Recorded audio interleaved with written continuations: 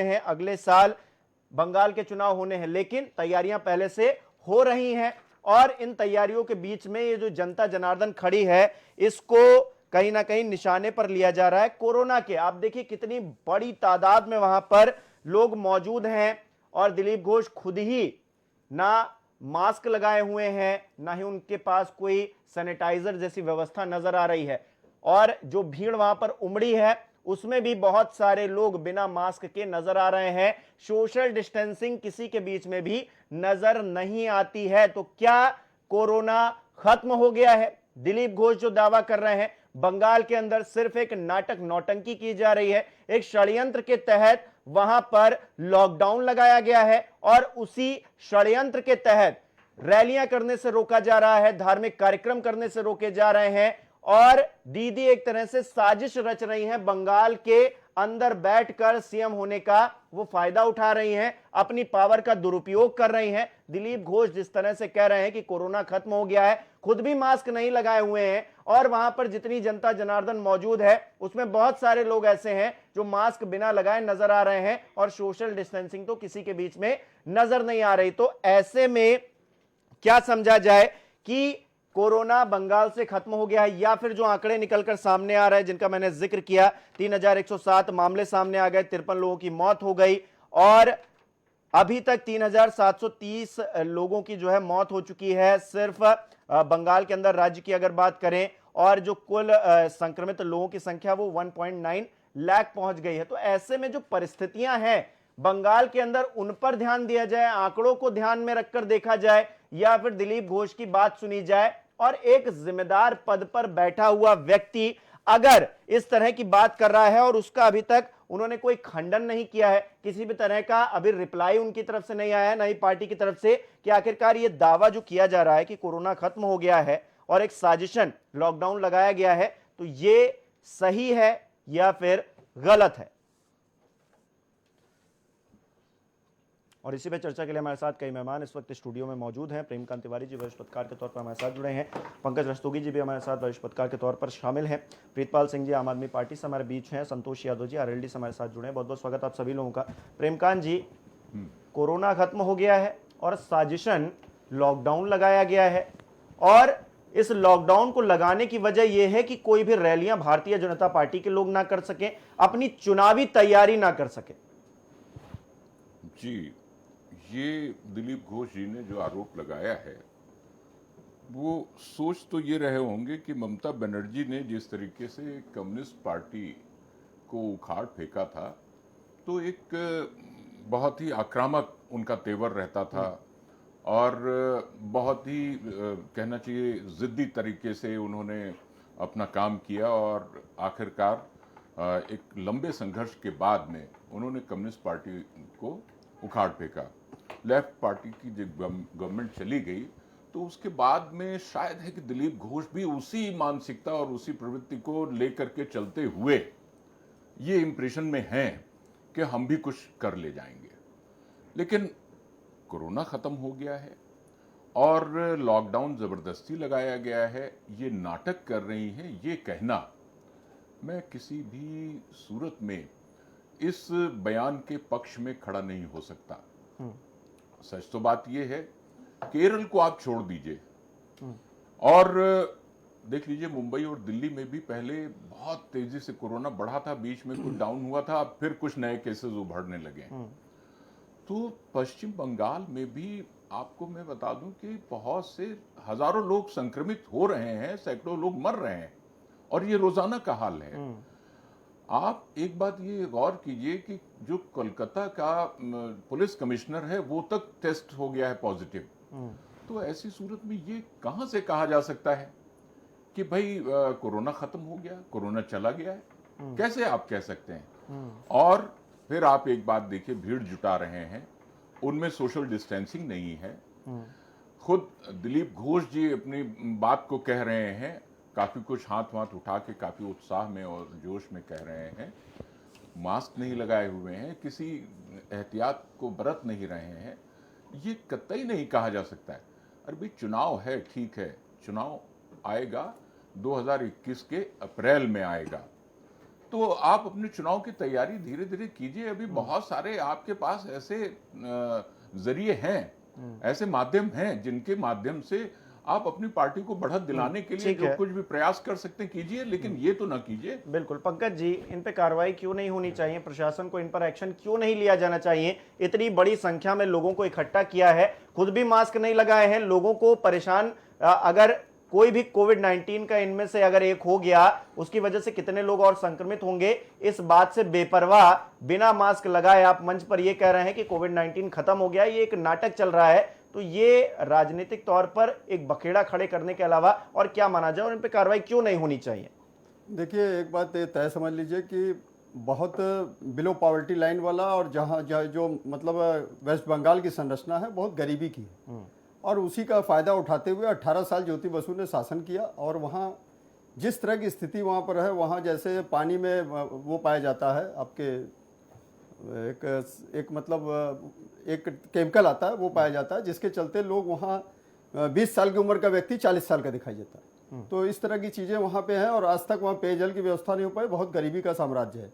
ममता बनर्जी ने संघर्ष करके सत्ता हासिल कर ली, ठीक, लेकिन वहाँ जिस तरह से कोरोना कहा जाए खत्म हो गया, ये बिल्कुल गलत है। कोरोना नहीं खत्म हुआ है, और अभी चुनाव में बहुत समय है। वहाँ के अप्रैल में जैसे वहाँ चुनाव प्रस्तावित है 2021 में, तो आपके पास पूरा समय है। आप बिना सोशल डिस्टेंसिंग का पालन कराए बिना आप वर्चुअल रैली कर सकते हैं। अगर आपका मतदाता वर्चुअल रैली सुनने का आदी नहीं है, मोबाइल नहीं चलाता है, तो आप घर डोर टू डोर जाके कर सकते हैं। लेकिन इस तरह का काम आपको रैली करके नहीं करना चाहिए। और ये कहना कि वहाँ कोरोना समाप्त हो गया है, दीदी झूठ बोल रही है, बिल्कुल गलत है, बिल्कुल बेसलेस बात है, उसका कोई मतलब नहीं।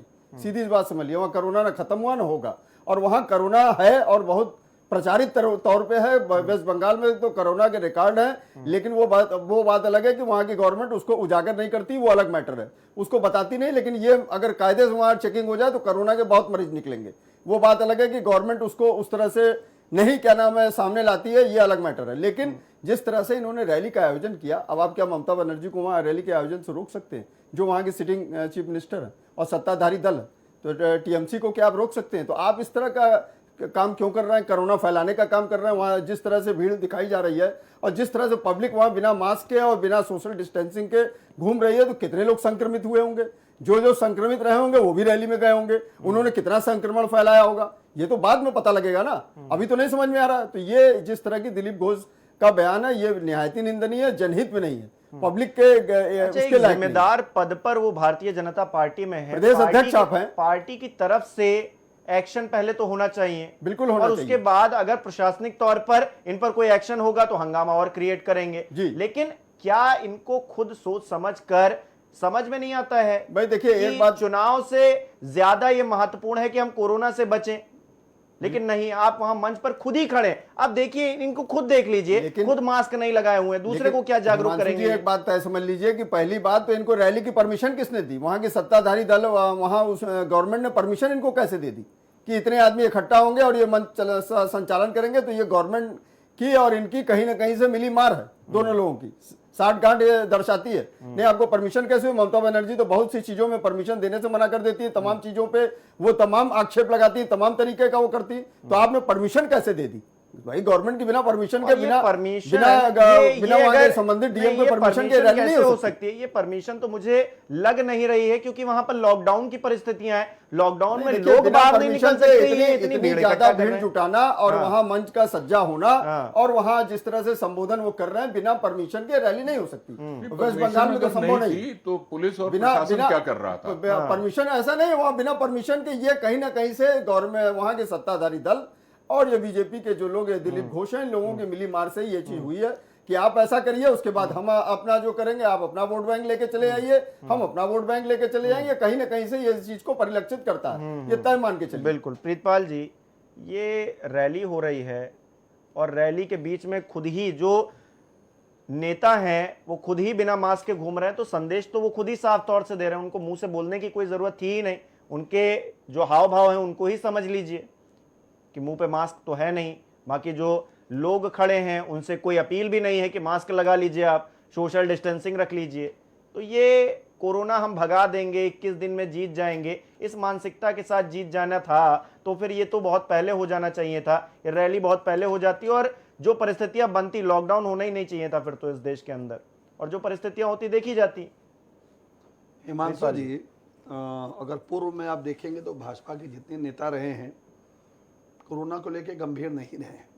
इसकी बानगी आप चाहे कोरोना ले लीजिए, चाहे इनके नेताओं के जो भाषण ले लीजिए, और कोरोना के ऊपर इनके द्वारा नहीं, बताई गई मेघवाल जी बातें तो ले एक लीजिए। पापड़ मंगा रहे थे, भाभी जी पापड़, हाँ, खुद ही भाभी जी फिर पता नहीं पापड़ ले खाया नहीं लीजिए। उन्होंने पापड़, इसीलिए जो है वो संक्रमित हो गए थे, स्वयं संक्रमित हो हाँ, गए थे। स्वयं संक्रमित हो गए थे। और बड़ी दुख की बात है, ये कोई अच्छी बात नहीं है। मैं विपक्ष में जरूर बैठा हूँ, मगर देश के वो भी हैं, उनके भाजपा के खुद के बड़े बड़े नेता, इसमें यहीं के 2 मंत्री उत्तर प्रदेश में जो सम्मानित मंत्री थे वो इसी कोरोना काल में एक्सपायर कर गए। सेंट्रल के कई मंत्री इसमें संक्रमित हैं। हमारी पार्टी के खुद जो स्वास्थ्य मंत्री हैं दिल्ली के, जैन साहब, वो कई दिन तक कोरोना में पीड़ित रहे, फिर वो उभर के आए बाहर, और फिर वो अपनी लड़ाई लड़ रहे हैं, लोगों के बीच में हैं। देखिए, ऐसा है कि चूंकि चुनाव, जैसा कि आपने कहा, 21 अप्रैल में प्रस्तावित है। चुनाव में अभी बहुत ज़्यादा देर नहीं है उस तरह अगर देखा जाए तो, मगर चुनाव में उतरने के लिए बहुत से आपके पास दूसरे भी हथकंडे हैं। आप अपने साथ, आप एक बुद्धिजीवी वर्ग से आते हैं, अपने आप को कहते हैं भारतीय जनता पार्टी बड़ी बुद्धिजीवी वर्ग से आती है, उसके आप प्रदेश अध्यक्ष हैं दिलीप घोष जी, और ये पहला इनका भाषण इस तरह का नहीं है। अपवाद में पूरी तरह से पहले से लिप्त रहे हैं। कई बार इनके जो भी इनकी वाणी आती है उसके ऊपर लोगों को ऐतराज रहता है, नहीं, निर्वस्त्र करके चौराहे हाँ, पर जूता मारेंगे, ये लैंग्वेज है, ये आज के राजनेताओं की लैंग्वेज है। ये बहुत शर्म आनी चाहिए ऐसे लोगों को। बहुत शर्मनाक इनकी लैंग्वेज है। और इनसे बड़े जो नेता हैं उनके भी अगर जाएंगे तो अभी इसी साल दिल्ली का चुनाव आप ले लीजिए, दिल्ली के चुनाव में क्या स्थिति आ गई थी। दिल्ली के चुनाव में दिल्ली के अंदर क्या क्या भाषा बोली गई, गोली मारो और शाहीन बाग और ये बाग वो बाग, अब ये हो जाएगा हिंदू बहनों को और बेटियों को घर से खींचा जाएगा, उनके साथ गलत होगा, इस तरह के भाषण ये दिए गए। देखिए, इनके पास काम तो है नहीं, काम इनके पास रहा नहीं। अब लोगों की जो भावनाएं हैं उनके साथ ये खिलवाड़ करने का काम कर रहे हैं। अगर वहां पे बंगाल के अंदर आप उतरे हो तो आप ये पता लगाओ कि वहां जो दीदी ने कहा था उनके मैनिफेस्टो के हिसाब उन्होंने ये काम किया कि नहीं किया, उस पे जनता के बीच में जाओ। चुनाव तो असली ऐसे ही होना चाहिए। जैसे सर ने कहा कि वहां पानी की समस्या है, पेयजल की समस्या है, अब उसको लेके जाओ जनता के बीच में। जनता को नौकरियां मिल रही है कि नहीं मिल रही हैं, लोगों की क्या हालात है वहां पे, इन चीजों को आप काउंटर करो, लोगों के बीच में जाओ, फिर अपना मत लो, सरकार लो, उसको जीतो और बनाओ, और लोगों की जन भावनाएं जो है उस पर काम करो, जैसे हम लोगों ने दिल्ली में किया।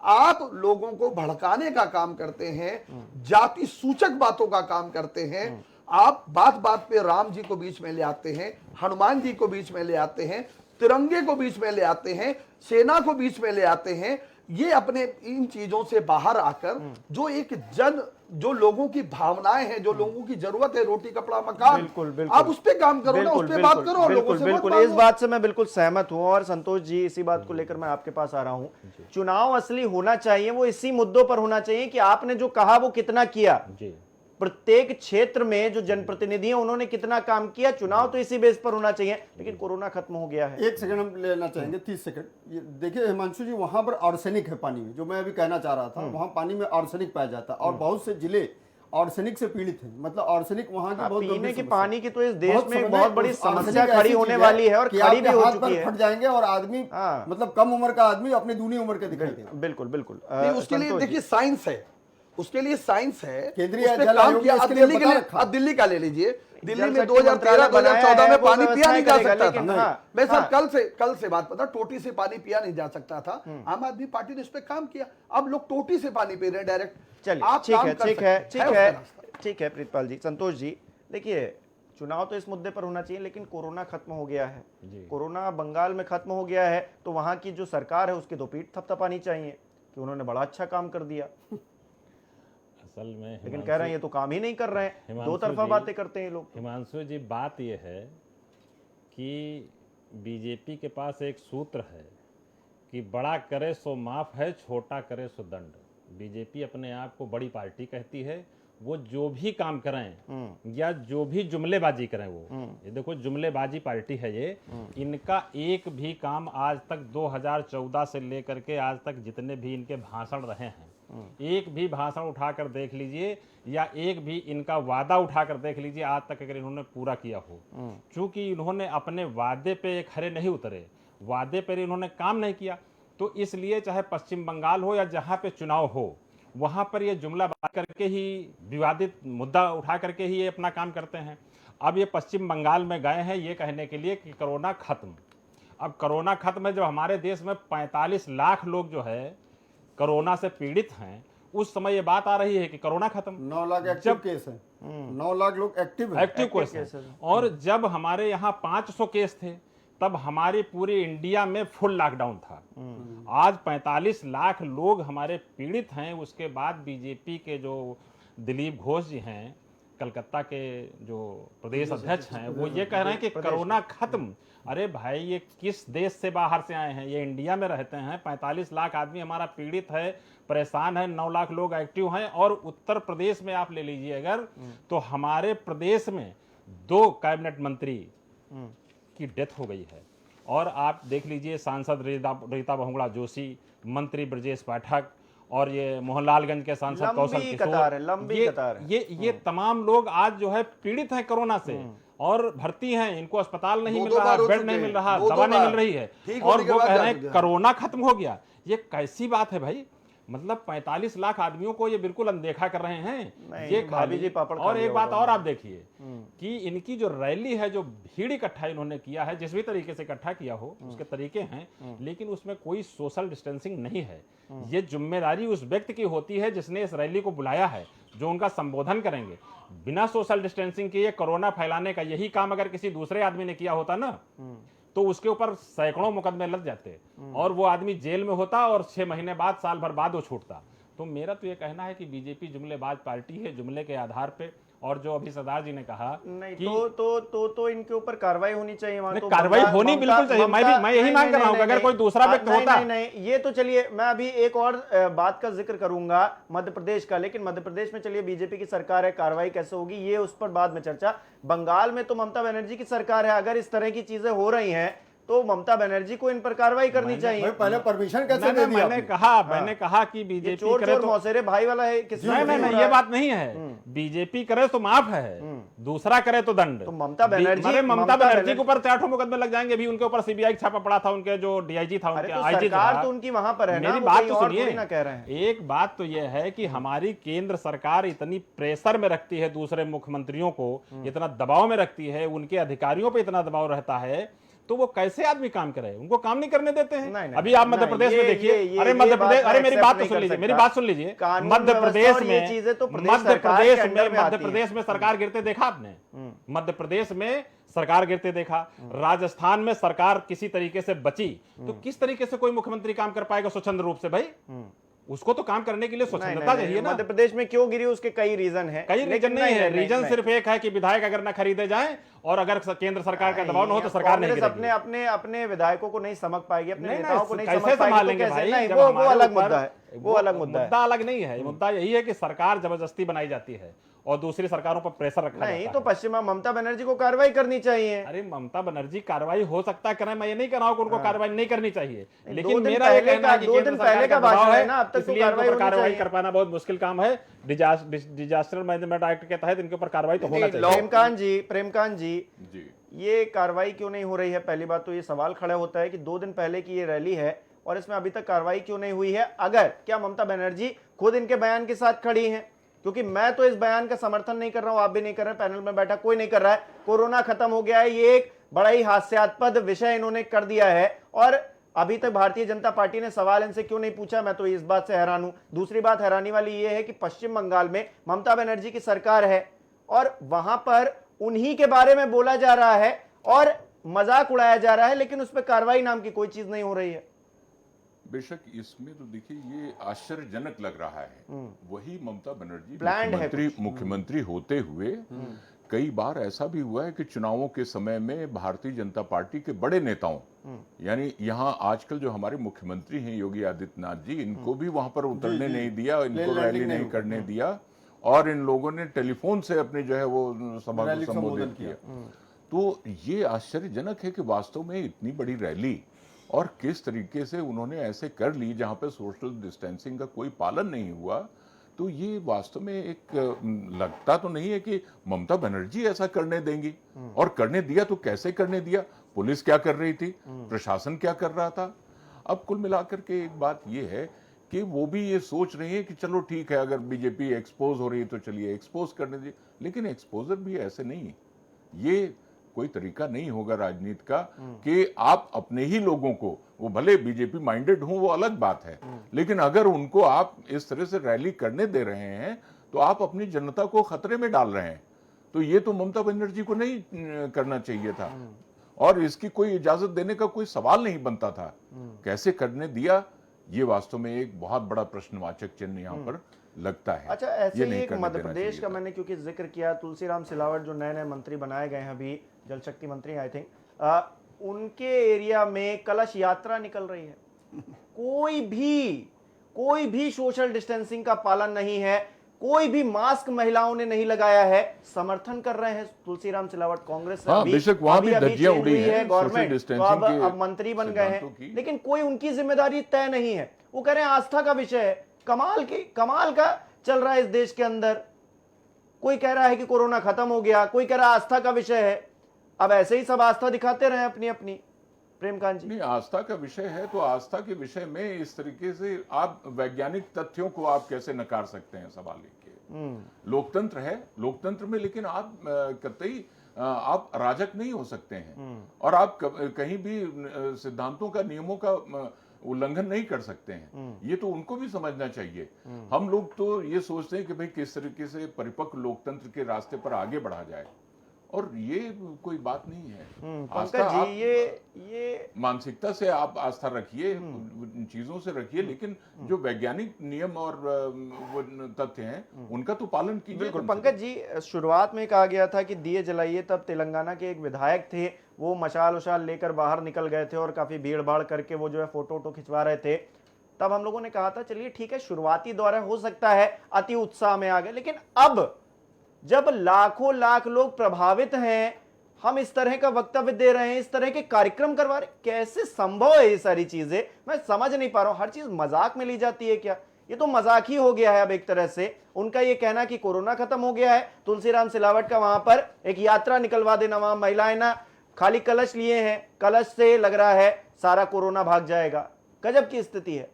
देखिए, हिंदुस्तान आस्थाओं का देश है, ये बिल्कुल सही है, इसमें कोई अतिशयोक्ति नहीं है। लेकिन सवाल ये, जिस तरह से वहाँ कलश यात्रा निकाली गई और ये कहना कि नहीं वो आस्थाओं की बात है, तो ये बिल्कुल गलत है। उन्हीं आस्थाओं में से अभी अगर 50 महिलाएं भी, अगर 10-25 महिलाएं भी क्या नाम संक्रमित हो जाएंगी तो लेने के देने पड़ जाएंगे, और अगर जो महिलाएं क्या नाम गंभीर बीमारियों से ग्रसित होंगी तो वो काल कलवित भी हो जाएंगी। नहीं, मैं तो ये बताऊं, भी एक समझ एग्जाम्पल लीजिए। बताऊं, ये अमेरिका तो में बोल रहे हैं ऐसी, कि कौन अमेरिका में ऐसी एक बाइक रैली निकाली गई अभी कुछ दिन पहले। 2.5 लाख लोग एक्टिव केसेस बढ़ गए। बिल्कुल बढ़ जाएंगे। उस सिर्फ जो यात्रा निकाली गई, रैली निकाली गई, बाइक रैली, उसकी वजह से। तो भाई, यहाँ पे अमेरिका में- परिस्थितियां कोई देखने को अमेरिका में तैयार देखिए, नहीं। उन्होंने स्कूल खोल दिया, उन्होंने ट्रम्प बहुत सी चीजों को माने नहीं, ट्रम्प ने बहुत सी चीजों को नहीं माना। उसका नतीजा है कि आज अमेरिका में कोरोना का ग्राफ सर्वोच्च पे पूरे वर्ल्ड में। और क्या नाम, उन्होंने मास्क नहीं लगाया, खुद नहीं लगाया, बाद में स्वयं अनुपालन करने लगे और स्कूल खोल दिया। उसका नतीजा हुआ कि 2,97,000 बच्चे खाली जो है 94,000 हुए, फिर 2,97,000 बच्चे संक्रमित पंकज जी, हम भी उसी तरफ जा रहे हैं, मास्क तो लगा नहीं रहे हैं। वो हरकतें हमारी यही कह रहे हैं। तो ये उस वक्त ट्रम्प साफ कर रहे थे, इस वक्त यहाँ पर हम लोग कर रहे हैं। टेस्टिंग बढ़ गई, सब जगह वेंटिलेटर लग गए, सब बढ़ गए, हर चीज हो गई, पब्लिक को ज्यादा से ज्यादा आपने अवेयर करने का काम किया। अब आप जो है इस समय इस तरह की स्थिति पैदा करिए कि आप रैली निकालिए और रैली की परमिशन दीजिए। चाहे सरकार, वो ममता बनर्जी ने किन परिस्थितियों में रैली की परमिशन दी? नहीं, ममता बनर्जी तो बीजेपी को ऐसे ही कितनी चीजों में नहीं परमिशन देती है, किन परिस्थितियों में उन्होंने दी, ये क्या मैटर है, ये तो भगवान जाने। लेकिन ये है कि जिस तरह की स्थिति आई, ये बिल्कुल गलत है। और उसमें लोग अभी कोरोना संक्रमित हो जाएंगे, तब आपकी मुसीबत बढ़ जाएगी। बिल्कुल, फिर लेने के देने पड़ेंगे, लेकिन परिस्थितियां ऐसे नहीं सुधरेंगी। एक छोटे से ब्रेक का वक्त हो गया है, ब्रेक के बाद चर्चा को जारी रखेंगे। लेकिन ये बड़ी गलत परिस्थिति है, और कह देना एक नेता का जिसकी इतनी फैन फॉलोइंग है, उसका ये कह देना कोरोना नहीं है, तो आम जनता पर क्या असर पड़ेगा, समाज पे क्या असर पड़ेगा, इस बात को लेकर चर्चा को आगे बढ़ाएंगे। छोटे से ब्रेक का वक्त हो गया।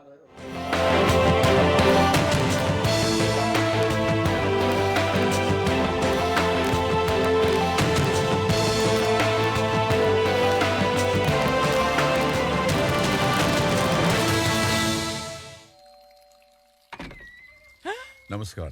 बच्चन साहब आइए आइए आइए आइए। हम लोग डोनेशन लेने आए हैं जी, पर्यावरण जी। के लिए। डोनेशन जरूर जरूर। कहाँ है डोनेशन बॉक्स? ये रहा। मिल गया मैं डोनेशन। ये छोटे छोटे काम, यही तो है बड़ा दान। स्विच ऑफ हुआ यहाँ, अरे लाइफ ऑन हुई वहाँ। प्लास्टिक छोड़ झोला लिया, बचाई जीवों की जान। ये छोटे छोटे दान करे बड़ा योगदान, कुछ हरे भरे काम अपने धरती के नाम। कहाँ बंद हुआ नल,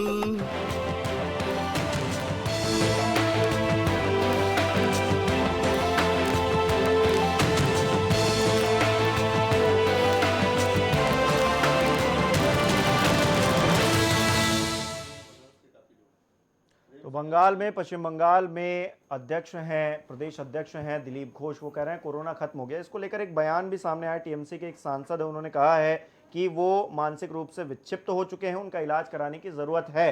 तो क्या सच में प्रीतपाल जी, राजनीति में ऐसे लोग भी हैं जो तथ्यात्मक रूप से बात नहीं करते, बस हवा हवाई उनको बात करनी है, वोट बटोरने हैं किसी भी तरीके से?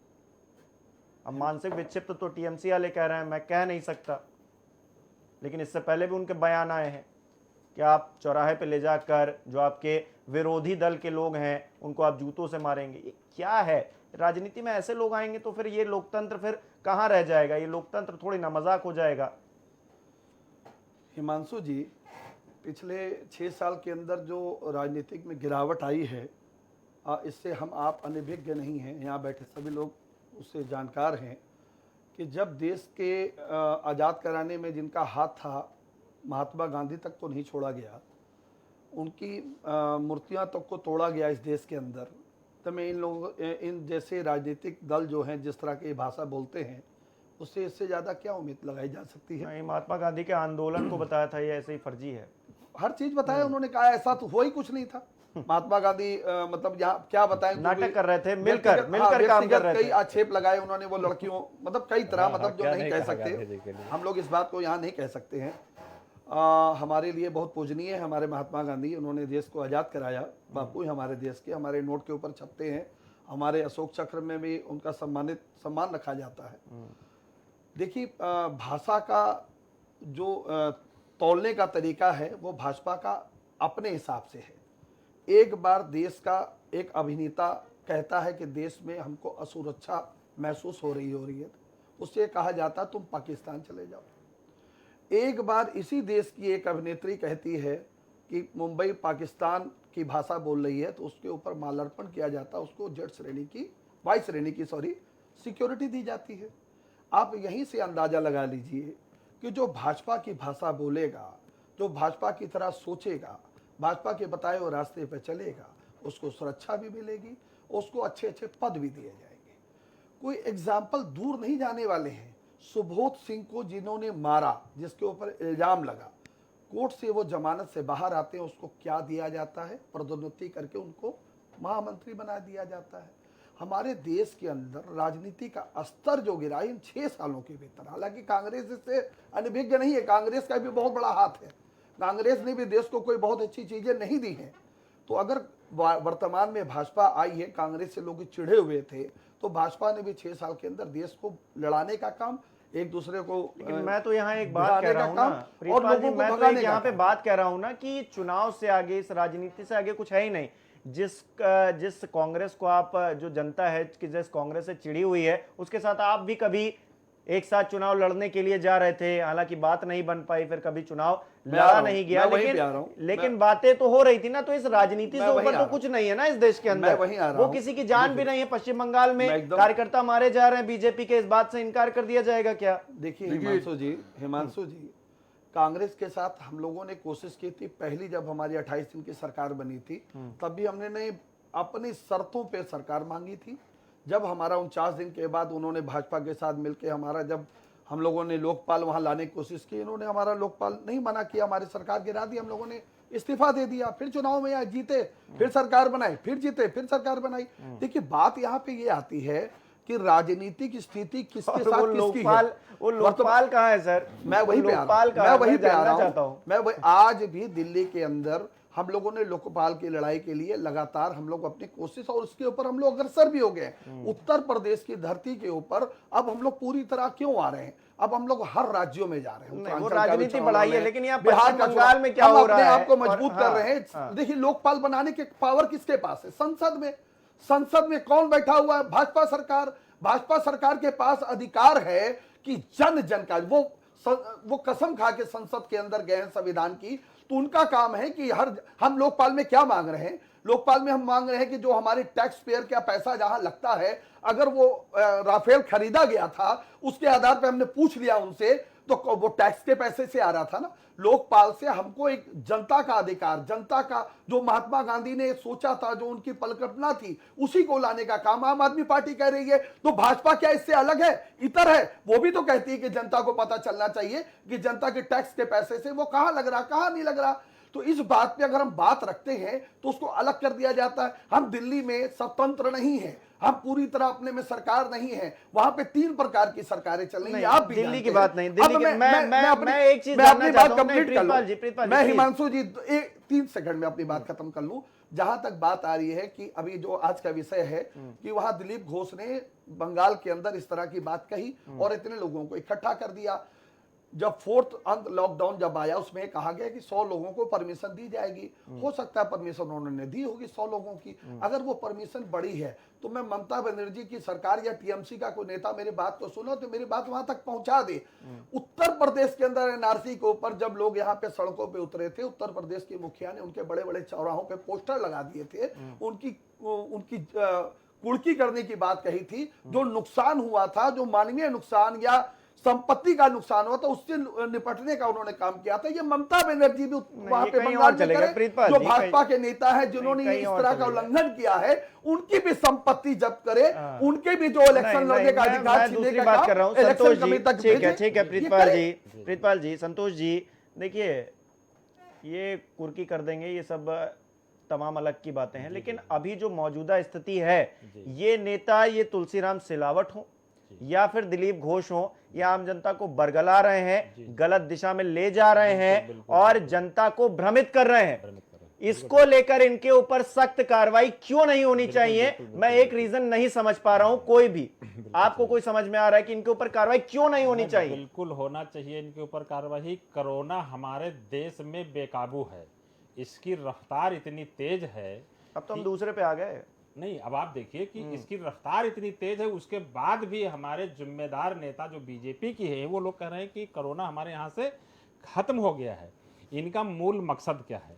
जनता का ध्यान भटकाने के लिए इनके पास कोई न कोई शगुफा रहता है। वो किसी न किसी स्टेट में ऐसा शगुफा छोड़ते हैं कि लोगों को ध्यान भटक जाए, वो चाहे कोरोना से हो चाहे इनके वादों से हो। ये कोई काम करना नहीं चाहते हैं, केवल वादे करके सरकार बनाना चाहते हैं। और आप देख रहे हैं कि जो कोरोना से लड़ाई लड़ने का तरीका है हमारी सरकारों का, वो वैज्ञानिक तथ्यों के आधार पर नहीं लड़ा जा रहा है। हमारे पास कोरोना की कोई दवाई अभी नहीं है।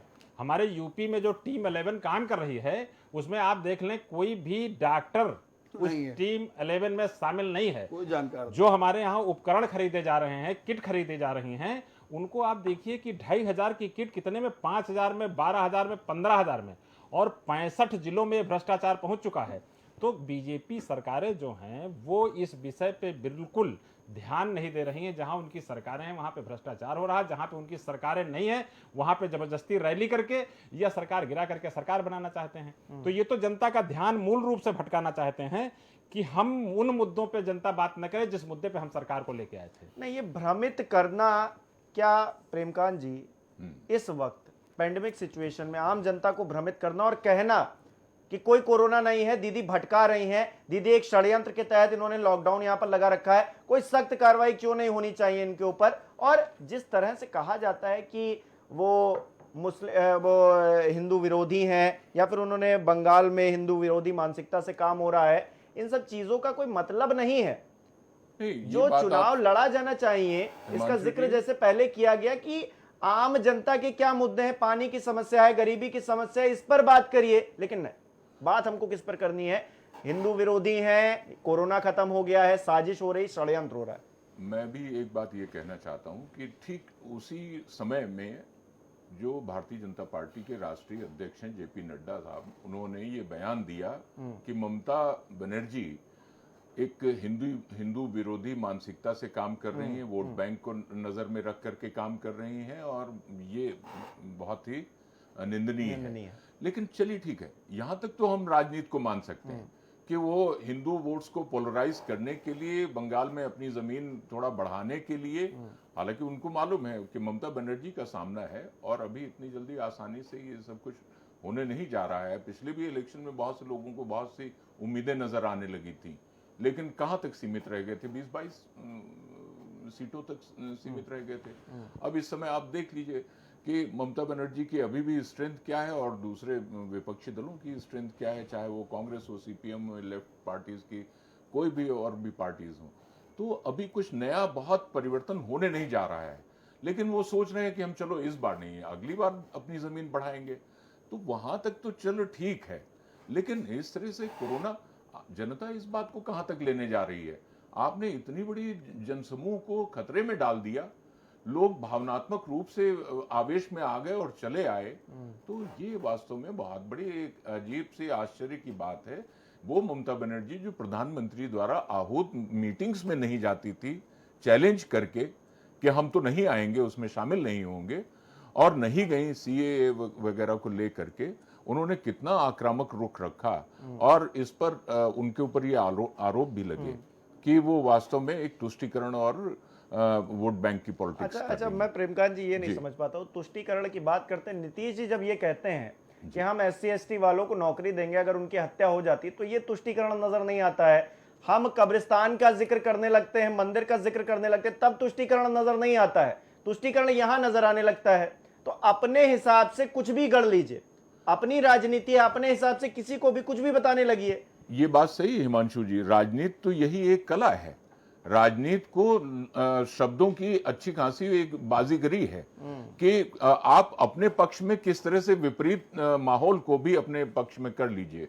तो ये तो चाहे वो तृणमूल कांग्रेस हो, वो अपनी जनता को समझाने के लिए ममता बनर्जी कुछ इस तरह की बात कहेंगी, भारतीय जनता पार्टी के लोग अपनी बात अपने तरीके से बात कहेंगे, ये बात तो होती रहती है।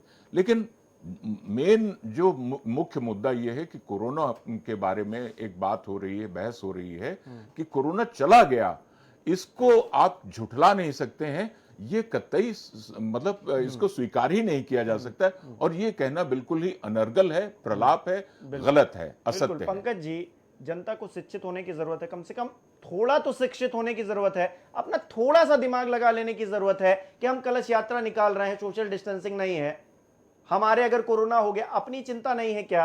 और यहां पर ये जो भीड़ लगाई गई है या फिर ये जो चीजें चल रही हैं बंगाल के अंदर, कहा जा रहा है कोरोना खत्म हो गया, थोड़ा सा जागरूक होने की जरूरत है। इतने दिनों बाद इतना 2 नंबर पे हम आ गए हैं कोरोना के, अगर टोटल मामले देखें दुनिया में, और सबसे तेज मामले यहां बढ़ रहे हैं, तो कम से कम थोड़ी सी बुद्धि, थोड़ा सा दिमाग लगा लेने की जरूरत है आम लोगों को कि ऐसे जो नेता हैं जो आपको बरगला रहे हैं, उनके बरगलाए में ना आए कम से कम आप अपने लिए। देखिए, भारतीय जनमानस जो भी किसी स्टेट का हो, उसको कोरोना से बहुत संरक्षित रहने की जरूरत है और उसको खुद क्या नाम है बहुत ध्यान देने की जरूरत है। जिस तरह से कोरोना ने इधर रफ्तार पकड़ी, मतलब 45 लाख टोटल केस हुए, टोटल लाख में 9 लाख कुछ हजार जो है एक्टिव केस है पूरे भारत में। तो 9 लाख केस बहुत होते हैं, एक्टिव केस इतनी संख्या नहीं रही। ठीक है, हमारी ठीक होने की दर 77 कुछ हो गया, 78% है लगभग, वो अलग मैटर है। लेकिन सवाल ये 9 लाख लोग एक्टिव तो है ना, ये बहुत बड़ी बात है। और मृत्यु का भी आंकड़ा बढ़ा, काफी लोग कालकलवित हुए। तो इसलिए जनता को भी काफी ध्यान देने की जरूरत है और नेताओं के और किसी उस पर ध्यान देने की नहीं जरूरत है। और बीजेपी के लोगों को भी चाहिए, जो भाजपा का शीर्ष नेतृत्व तो उसको भी चाहिए। अभी अप्रैल में वहां एक चुनाव प्रस्तावित है, तो अभी काफी टाइम है। आप जनवरी से भी अगर क्या नाम है इसमें प्रयास करेंगे तो अभी बहुत टाइम है। अभी आप इधर इतनी जल्दी क्या जरूरत, अभी आप वर्चुअल रैली कर सकते थे, आप तमाम उपकरण का इस्तेमाल कर सकते थे, तमाम चीजें हैं, रेडियो पे आप आ सकते थे, और भी बहुत सी चीजें हैं जिसके जरिए आप टीवी पे आ सकते हैं, जिस तरह से आप उसको कर सकते थे। टीवी पे किसी का जोर नहीं है, क्योंकि केबल नेटवर्क है, उस पर आप कर सकते थे पैसा देके तमाम चीजों का अनुपालन करके। लेकिन आपने क्या नाम रैली करने का दिया, और ममता बनर्जी ने किन परिस्थितियों में उसकी परमिशन दी, ये भी बात समझ से परे समझ में आ रही है कि किन परिस्थितियों में दी, और इतनी भारी भीड़ जुटी है। और जिस तरह से दिलीप घोष ने कहा कि बंगाल में कोरोना खत्म हो गया, दीदी गलत कह रही, तो सवाल इस बात का वहां कोरोना नहीं खत्म हुआ, ये तो कहना बिल्कुल सरासर गलत है। पूरे देश में केस बढ़ रहे हैं और आप कह रहे हैं कोरोना खत्म हो गया, तो ये बात तो वो नहीं है। और इतनी जल्दी क्या है, हम ये कहना चाहेंगे कि अभी इतनी जल्दी क्या, अभी तो चुनाव में काफी समय है। आप क्या नाम जनवरी से ताबड़तोड़ रैलियां कर सकते हैं, ताबड़तोड़ चीजें कर सकते हैं। आपकी क्या नाम है, लोकसभा में आपने 18 सीटें जीती, 32 सीटें संभवतः वहां पे हैं आपके टोटल लोकसभा में, उसमें आपने 18 सीटें जीती, कुछ सीटें आप कम अंतरों से हारे। ठीक है, आपको ये दिखाई दे रहा है कि जनाधार पार्टी का बढ़ रहा है, तो वो बढ़ रहा है। पब्लिक का अगर दिमाग आपकी तरफ जा रहा है, आपकी तरफ क्या ना आपकी नीतियों पे पब्लिक अगर पसंद कर रही है, लोकसभा में आपने इतनी सीटें जीती, वो ठीक है। तो अभी क्या इतनी जरूरत पड़ गई कि इतनी अभी ताबड़तोड़ रैली, इतनी कोरोना काल में इस वैश्विक बीमारी के समय वैक्सीन आ जाती, सब कुछ हो जाता।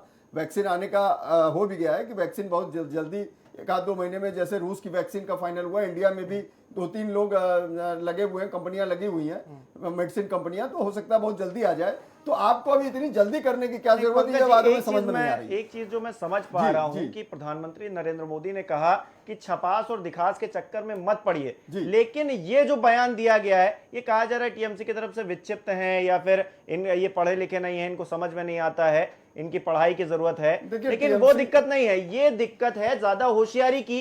इनको छपास और दिखास की पड़ी है। अगर ये ऐसा बयान ना देते तो हम क्या आज इन पर चर्चा कर रहे होते। लेकिन मैं चर्चा इसलिए कर रहा हूं, इनका बयान इसलिए मैं उठाकर लेकर आया हूं क्योंकि ये आम जनता को बरगला रहे हैं, गलत दिशा में ले जाने की कोशिश कर रहे हैं, जो कि सरासर गलत है। इस देश के अंदर कोरोना को लेकर भ्रमित अगर कोई कर रहा है तो उसको कड़ी से कड़ी सजा दी जानी चाहिए।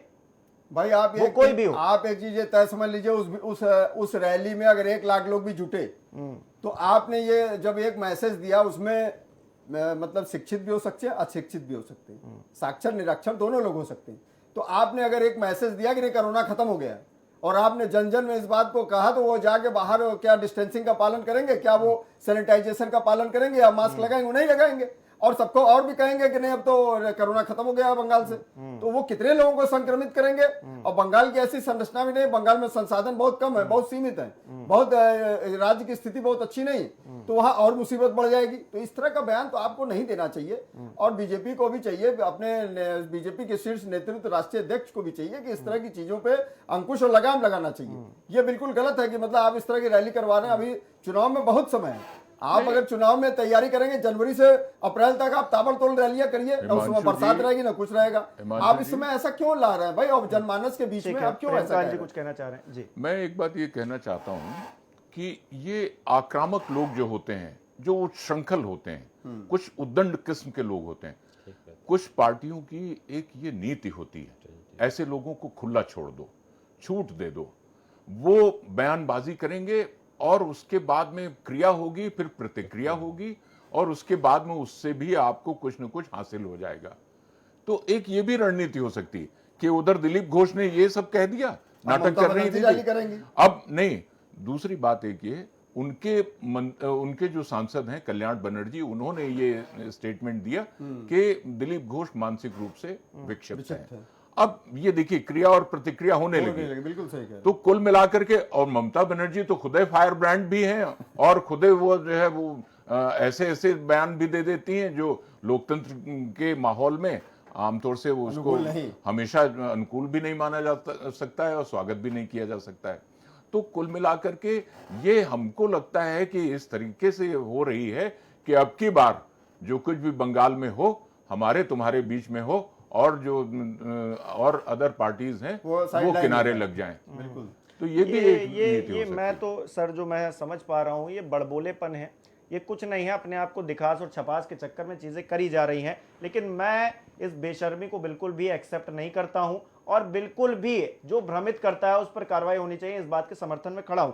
संतोष जी, घर पे बच्चे होते हैं, छोटे बच्चे होते हैं, तो उनसे कहा, वो जो है बड़ों से कहा जाता है कि आप जो अपनी हरकतें हैं वो जरा सोच समझकर कुछ भी कहिए या फिर करिए, क्योंकि आपकी एक्टिविटी देखकर जो बच्चे होते हैं बहुत कुछ सीखते हैं, फिर वो भी वैसा ही करने लगते हैं। तो ऐसे में घर का माहौल अच्छा रहेगा तो बच्चे भी अच्छे चीजें सीखेंगे। लेकिन यहाँ पर आप अगर उस राज्य को बच्चा मान लीजिए, वहां पर जो लोग खड़े हैं उनको बच्चा मान लीजिए, और दिलीप घोष जी को एक बड़ा व्यक्ति मान लीजिए, इनकी हरकतें देखकर जो ये बच्चे सीख रहे हैं, वहां पर खड़े लोग सीख रहे हैं, इससे नेगेटिव इंपैक्ट नहीं पड़ रहा है।